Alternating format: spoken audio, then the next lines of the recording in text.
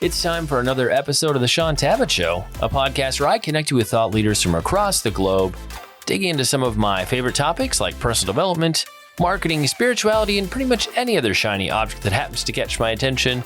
Today, my special guest is Bob Killian, and we're going to be discussing his book, Rebrand, the how-to guide for the Darwinian survival of your company, candidate, college, cause, career.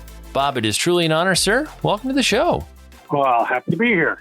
Well, Bob, this is the first time you and I are meeting, and I know you're going to be new to some of my audience, so let's kick off our conversation with a bit of what we might call the Bob Killian origin story. So for those of us encountering you for the very first time today, what are some of the things we absolutely need to know about you?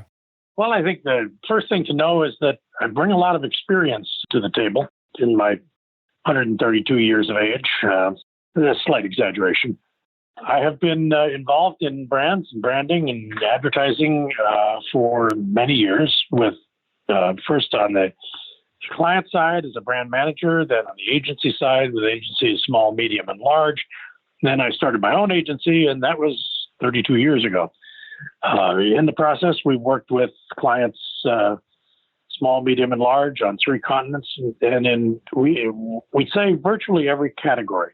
I used to say we'd never done automotive and fragrance, and then we did those too. So it's been quite a ride, and we have a lot of insight and experience on the whole issue of brands and branding and how to make progress and deal with the extreme changes we see in the marketplace today.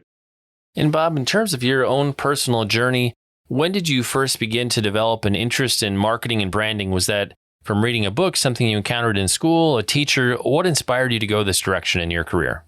Well, while I was in college, I worked part-time as a freelancer for agencies doing copywriting and learning the craft at the time and applying it to a lot of other things. When I first got out of college, I was a high school teacher for a couple of years. And there's nothing that trains you to make a sales presentation better than to have 25 presentations a week teaching Shakespeare to 15-year-olds. It's challenging.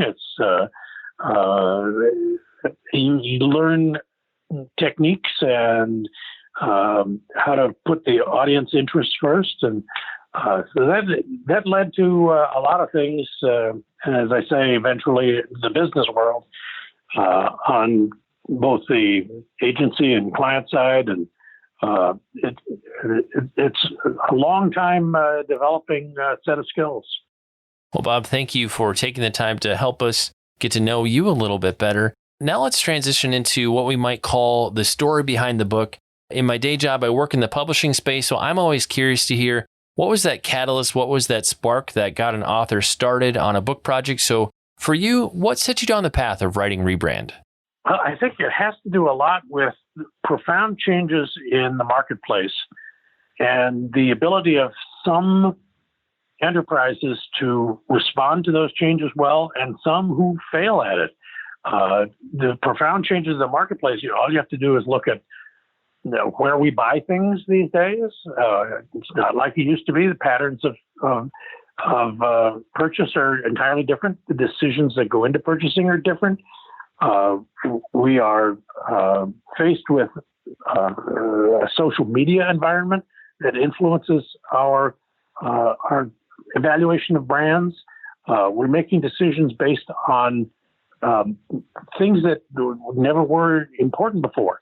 And then as you accelerate into 2020, we've got the pandemic, which has, again, profoundly altered the way that businesses are operating, the way that consumers are making purchasing decisions.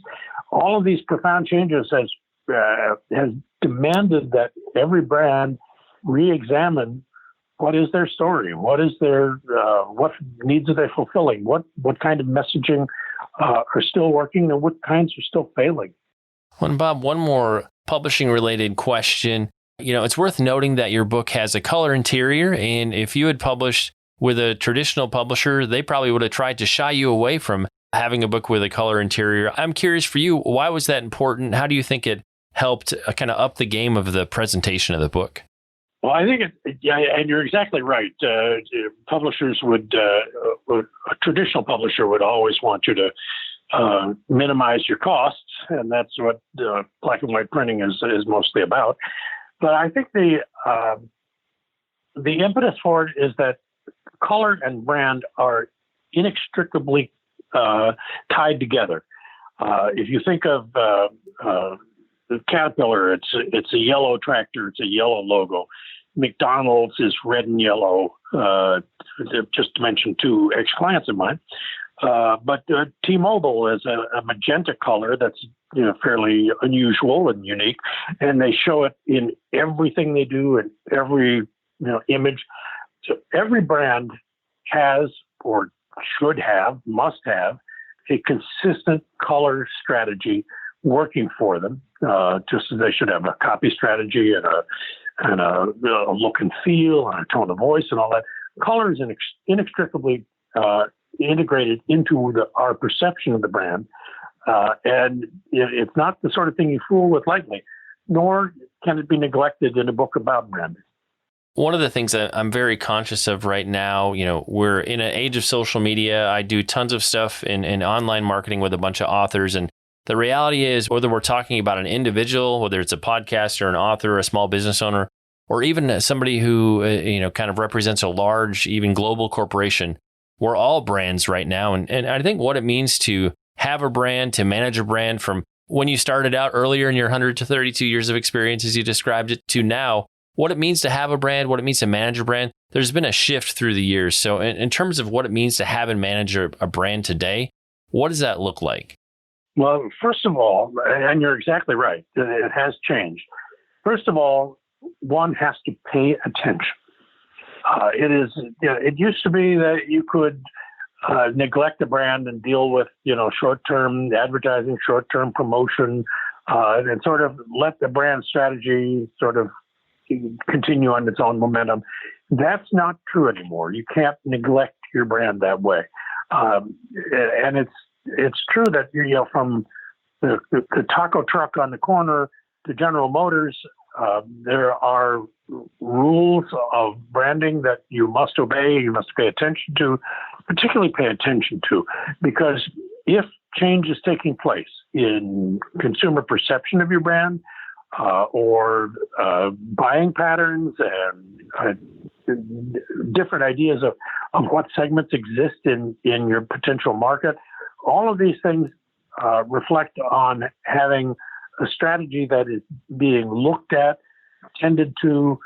It's tending your garden. The taco truck has to do it. General Motors has to do it.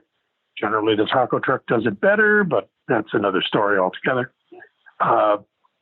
It's not the sort of thing you can simply let simmer on the stove. Pay attention. Take a look at how you are being perceived, by whom, whether you're really reaching the people you need to reach. Do you need to adjust the story? And all of these considerations are active processes, not passive. I wanted to pull on the thread a little bit more of what you talked about, maybe contrasting the taco truck owner with GM. And I can relate that to what I've found. I feel like some of the challenge in terms of the branding and communication and having things that resonate is the degrees of separation maybe between the people who are writing the copy, doing the marketing pieces and the actual customers and, actually having that time in the trenches, getting to know your customers, talking with your customers. And I think for the taco truck owner, they're, hopefully face to face with customers every day, because otherwise they're going to be completely out of business in a very short time versus if, you're part of a larger organization, that's a much bigger challenge because it's a large organization. And a lot of times the people making the decisions, the people creating the content that is for the consumer, so to speak, they're just a lot farther apart. And so one of the things that, I realize regularly that allows me to do a better job at what I do is I need to talk to my customers. I need to understand what they're buying, what their concerns are. And not that you can't do that in a large corporation, but those degrees of separation can be very challenging if we maybe don't minimize them a bit and really interact with customers. Think about a factory 100 years ago or 150 years ago. There's a factory, there's machinery, they're making something, and the offices are off the factory floor. Today, what's being manufactured is in one building, and everything connected with the management of the company is in another building, in an office, in a skyscraper, somewhere very far away from where the things are actually made. That distance is one more symptom of how detached you can be from the actual physical things you are making, or the ideas you're making, the presses you're working on, and even internally in your own company, much less to customers who you don't know. I have found over the years that in talking with CEOs and COOs, is that they tend to know their customers pretty well. It's who they have lunch with. It's who she plays golf with. It's people that they interact with or talk with on the phone. CEO and prospects, not so much. They're not in contact. So they tend to assume that, well, our prospects are just like our customers, but maybe just need a teaspoonful more of awareness, which is totally misguided and can lead to some very fatal branding mistakes. It's entirely possible that you're missing a whole audience. Every 10 years we do a census, and somebody in some company says, "Holy cow, look at these Hispanics. They're spending $700 billion. We haven't even been talking to them." Well, where have you been for 10 years? You're not paying attention to it. Being far away from customers is one thing, and it's serious, but being far away from prospects is even more serious, because that's where your future is. That's where your growth is. You can make elemental sort of progress, 8% a year. Yippee, that'd be great. Just talking to customers. But the way you double your business or triple your business or multiply your high growth company 10 times, that's only because you're paying attention to the prospects even more than the customers. You can make customers happy. That's fine. It's a basic part of your business, but you've got to pay attention to the people who would be customers and really pay attention to them and what they need and how you're responding to them. And as you say, you're getting farther and farther away from your customers. You're also getting much farther away from prospects. To find that branding success that all of us are longing for today, what are the 3 imperatives that every single brand has to master? And this, again, is the taco truck or the giant corporation. There's 3 fundamental imperatives that every brand must pay attention to, and in sequence and in order of importance. They're number 1, awareness. Awareness is the job one, because if they don't know you exist, they can't deal with you. It's just thoroughly fundamental. It's also the easiest to deal with because you can buy it. If there's not enough awareness, go buy it. Run some advertising. If you're in the taco truck, deliver flyers, within 10 blocks of where you're going to be, and that sort of thing. Awareness is pretty easy, and everybody's aware of it. The second, though, after you do awareness, becomes a little trickier because that's differentiation. Now you have to differentiate yourself from your competitors, and branding is always in relation to a competitive environment, because it's one thing to be a brand, but the way you grow or change or improve is by comparison to somebody else.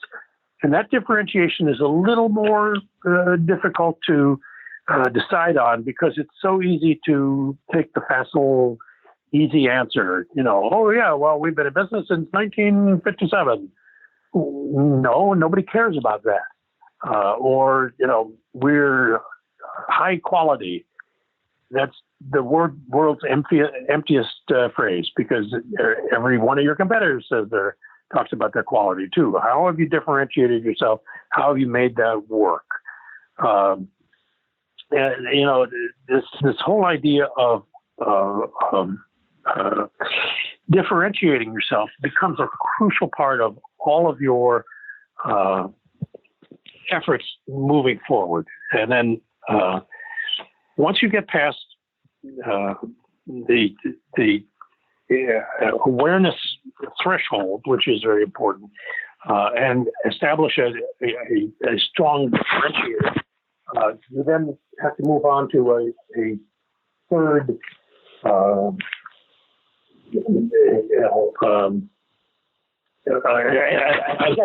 call it an imperative because it's the most difficult of all. Is getting your story, your differentiation believed, and this is the most crucial of them all because it's the trickiest. You've got awareness. Okay, you've built that. You've differentiated. You found a way that makes you, the best shoe store in town, or you are the car that has the most safety features and all that sort of thing.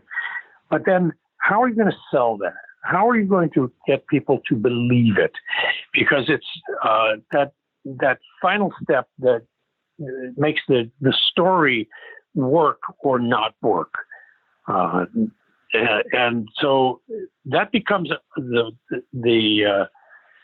ultimate job is how are you going to get people to actually believe the story that you're telling? Next, Bob, I'd love to have you comment about how a business or a brand, how can they know that it's time for a change in their branding? Because I feel like a lot of times when we know, or I guess I would say finally notice that it's time to change something, that there's a need there, often when we finally realize it, we're way, way farther down the path. And there have maybe been indicators, things bubbling up that, yeah, we probably should take care of this, or we probably should look at changing this. So in terms of really being aware and discerning that it is time for a change, what are some of the things we need to be looking for? Well, I think the first is to understand that there will be people within your organization who will resist this. They will fight tooth and nail to not change. And in fact, it's true inside and outside of your organization. Your customers are saying, no, we like it just the way you are, and so on. And then there are people within the organization. We call them the VOD, the voice of doom. We don't want to change. We want to do things the way we've always done them, and it's comfortable. It's reassuring to some people. They, we had last year's sales plan, and here's time for this year. Let's just take last year's and maybe tinker around the edges, modify it slightly, and so on. When when change is really called for, somebody has to pick up the reins and drive it. And that awareness has to come from, say, we're on a no-growth plateau. We are just barely getting by with, all right, we grew 2%. Yippee. This is not meeting our owners' goals, or investors or owners or whatever.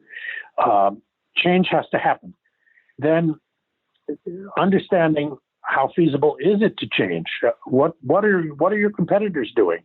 Why are, we once worked with rebranding a university that was,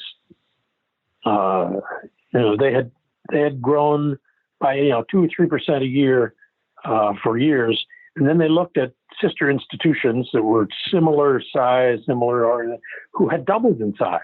They said, wait a second, it's time for us to rethink this whole story. Complacency is the enemy, and the drive to change has to be driven by somebody. It has to be taken up as a crusade to make it happen. And it's managing that involves getting the right people involved, getting a strategy set, understanding why you haven't grown as the way you should. And sometimes it's just forced on you. Your industry changes. You've expanded your geography. You've acquired some skills and products in your product line, or you've simply lost it. These external changes, exogenous changes, they call them, help you in getting into motion. But you really do have to internalize the fact that you must make it happen. And start examining the practicality of it, because it's ultimately practical to grow. In terms of launching something new, building something, I've found through the years that people have a tendency to focus on very, very minor things or just get lost in some kind of unimportant ditches while leaving some of the critical big things that would make the most difference kind of languishing out there while they're focused on what's really a small issue. So in terms of the rebranding journey, what are some of the distractions that we need to be looking to avoid that can eat up a lot of important time and really take us away from the things we need to be focusing on? Well, it's a matter of what is your basic business? If you're a shoe company and you make shoes, you have to pay attention to making shoes. Remaking your brand is not part of your basic business. To my mind, and there's self-interest in this, obviously, you turn to outsiders who specialize in this sort of thing, who have the skills and tools and experience to guide you through this without taking you away from your basic business, which demands your time and attention. I like to say to people that you use outside help to rebrand for the same reason you use outsiders for heart surgery and elevator repair. The people who do that sort of thing every day, who have specialized tools and equipment, and do-it-yourself is a very poor rebranding strategy. I'm sorry to say, because a lot of people think, well, I've named my kids. Why can't I rename my company? Or, we've had a strategy. We know it's not working. Well, we'll cook up a new strategy. Sometimes it's best to wait for the elevator repair people and their tools, or the heart surgeon with those specialized skills, who at least know not to do harm. They appreciate, because they've done it before, what steps not to take. And Bob, in terms of measuring and assessing the progress that we're making, what are some of the key indicators that we can use to test the results of the changes that we're making? Well, ultimately, of course, sales is the key metric that helps a lot of people understand whether the changes work or not. But there are intermediate steps along the way that you can take to assess how it's going. First of all, if you have determined at the beginning of this process that your problem is awareness, well, then that's the very first thing you should pay attention to. Unaided awareness is particularly important to as a metric of growth, and that's something that's pretty easily measured. It takes a little research, but it's fairly easy to do. If differentiation is the key problem, then it's a matter of how have we structured our message, and is that coming across to people? Again, this calls for a little research as backup, but you could also do some fairly easy A/B testing of messaging, for instance, on social media and so on, to determine the success or potential success of different approaches to the changes you want to make in your brand story. The brand narrative, of course, again, has to be convincing. It has to actually work so that people accept that differentiator as being important to them. It is overall what we call urgency, awareness, differentiation, urgency. Is this really urgent to people that they do business with you today? If I'm buying a pair of running shoes and these are going to protect my ankles or something, and protecting my ankles is important to me, I may buy the shoes. If it's just because they're good looking, that may not be urgent to me. So what are those prospects out there, your best prospects, the ones who really will be in growth? What's urgent for them? And again, this is measurable ultimately by sales, of course. You want to say that we can double the size of the company if we can do X, Y, and Z. That's the ultimate measure. But even along the way, even on the intermediate stages, you can, with research, determine, as you've determined what wasn't working, find out exactly how well things are working as you change them. It's it's really easy to take a website, for instance, and put in landing pages for all the segments that you've identified that you want to go to, and track how many people are going to that landing page, what action they take after that. Can you actually convert people on the buyer's journey to take in the steps needed, and where are they, and what do they need at that point? These things can be solved by processes that you can build in, and it's not just a matter of gut instincts or how we feel about feedback we're getting on social media. These are measurable, quantifiable steps that can be taken as you implement the process. And Bob, if you had to sum it up, what's that big idea you hope every reader hears loud and clear in the pages of Rebrand? I think the biggest idea is to self-examine your enterprise for what changes are needed now. One of the things we built into the book is that we have quizzes throughout the book, every few pages, that you get to self-evaluate your enterprise, whether it's a company or a political campaign or a charity or whatever it is that you're responsible for. And you answer a series of questions and score yourself. And there's a cumulative score at the end that says, hey, you don't need to change anything. You're doing just great, versus 3-alarm fire. The changes are needed now. And it helps you to identify them, so that at the end of the book, you go, wait a second, we're doing just fine on A and B and C, but not on D and E. And you get an idea that this is where we need to start taking some corrective action and doing something meaningful with, such things as, we're inconsistent in our tone of voice, or we simply have been ignoring a key constituency. The last third of the book is about a political campaign, because a political brand is uniquely important this year. So we wanted to make sure that was included in there. But it's, how can you neglect a key constituency and still win an election? You can't. So you have to be aware of it, and aware that you're addressing it, and that you're addressing it with a message that's urgent to them. So that's, I think the big idea is, if you read the book and you take it seriously enough to do all the quizzes and things, you'll get a very good idea of where your strengths and weaknesses are.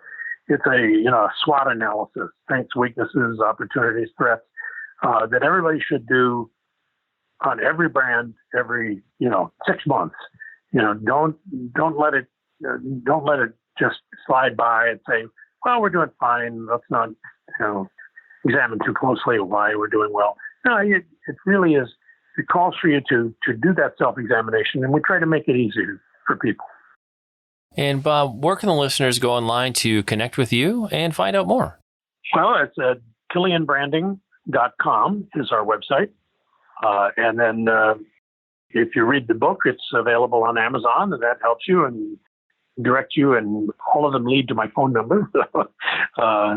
I'm available to help people out of as we say, we've done everything from startups to Fortune 100 companies like AT&T and Caterpillar and McDonald's and so on. But we've also worked with many, many small businesses and so on. So if they find us at KillianBranding.com, there's plenty of information there and help with determining what your needs actually are. And like we do with every episode, we'll have detailed links in the show notes, places where you can connect with Bob and pick up your own copy of the book. It's time to bring this episode of the Shaun Tabatt Show to a close. Many thanks for being a part of my conversation with Bob Killian. Once again, our book today was Rebrand, the how-to guide for the Darwinian survival of your company, candidate, college, cause, career. For more on Bob and the book, like he said, you can head on over to his website at KillianBranding.com. And Bob, I just want to say thank you so much for sharing with us today. It's been an honor to have you on the show. Oh, thank you very much. I've enjoyed it very much.